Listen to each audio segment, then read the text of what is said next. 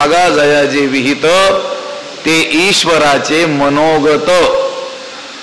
ज्याच्या वाट्याला जे कर्म आलेलं आहे ते ईश्वराच्या इच्छेनं आलेलं आहे, म्हणून ती कर्म करत असताना आपण ईश्वर इच्छेचं काय करतो, अनुसरण करतो।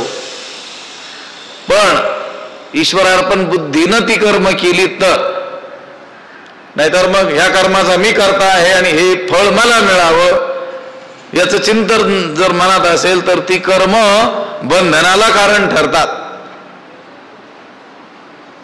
हा महात्मा सगळी कर्मे करतो पण ती कर्म काही त्याला बंधन करू शकत नाहीत।